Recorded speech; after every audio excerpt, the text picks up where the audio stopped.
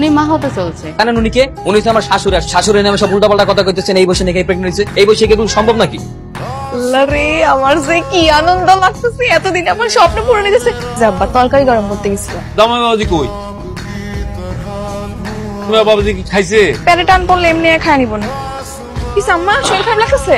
এক বছর দিকে দোলা একটু জামাইরে একটু ডাক্তার নিয়ে যেতে কথা। আইসাম যাইতেছে। আহারে কি কষ্ট! রাজার হালে বসে আছি চেয়ারে, আর আমার বন্ধুরা আমলা খাটতেছ। কষ্ট তো সহ্য করতে পারি না। কাম না করলে এই পেটটার ভিতরে খাওনটা জোগাই দিব। তোকে কতবার কইছিলাম, এক বাপের এক মাইয়ে বিয়া তুলি না তো। এবার পার্থক্য দেখ, তার রোদে পুরে পুরে কামলা খারাস, আর আমি রাজার হালে নতুন লঙ্কি জামা কাছে আর তোরা আমার সামনে বুঝে কামলা খাটতেছ। সহ্যই হয় না। তোমরা গর্দামাই কত সুখে থাক। আম কি গর্দামাই? গর্দমাই? আমি কোনো গর্দমাই না। শ্বশুরের একটা মাত্র মাইয়া আছে, আমি তারে বিয়ে করছি। পোলা সন্তান নাই, ওই হিসাবে আমি তার সন্তানই। এই বিষয় ঠিকই কইছস। কিন্তু তো কানে যায় না যে আমার শ্বশুরের এত শত শত জমি জমা, সবকিছুর মালিক কে? আমিই তো। এই যদি সবকিছু না পাইতাম, আমি কি দোলারে বিয়ে করি? দোলার মতো মাইয়ারে তো তালাক। এই কি করতেছ তুমি এনে? আর ওই যে কামলা গুলার একটু জীবন যদি আগে ধর সুপরামর্শ দিতে। কাম খাইছ নাই এনে বইয়া বইয়া সুপরামর্শ দিতাছ। দাঁতের বাজে যাও, মা বমি করতেছে। মা বমি করছে? বমি তো অত আহামরি কিছু না, এটা তো সামান্য। বলছরে ফার্মেসিতে যাও, গ্যাসের ট্যাবলেট মেরে তো তালি হইবে। তুমি কি যাইবা নাকি? যামু তো, আমি কি একবার কইছি যে আমি যামু? আমি যাই। এই ডাক্তার গ্যাসের প্রবলেম না, যেটা কইছি ওইটা না?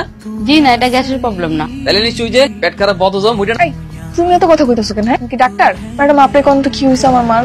সুখবর আছে, সুখবর। উনি মা হতে চলছে। এত অবাক হওয়ার কিছু তো না। অবাক হওয়ার কিছু নাই মানে কি? জানেন উনি কে? উনি হচ্ছে আমার শাশুড়ি। আর শাশুড়ি নামে সব উল্টাপাল্টা কথা কইতেছেন। এই বয়সে নাকি প্রেগনেন্ট হয়েছে। এই বয়সে কি এগুলো সম্ভব নাকি? আল্লাহ চাইলে সবই সম্ভব। ডাক্তার আপনি কি সত্যি কথা কইতাছেন? আমার মায়ের মা হইতে যেতেছে? 100% শিওর মা হতে চলছে। আমার যে কি আনন্দ লাগতেছে, এতদিন আমার স্বপ্ন পূরণ হয়ে গেছে। ডাক্তার কি কইছে? তুমি নাকি বাপ হইতে যাইতেছো, বা তুমি শরম পাইতেছো কেন? এটা তো খুশির খবর। ডাক্তার সাহেব, একটা পুত্র সন্তানের আশা ছিলাম। আল্লাহ আমাদের দিকে মুখ তুলে তাকাইছে।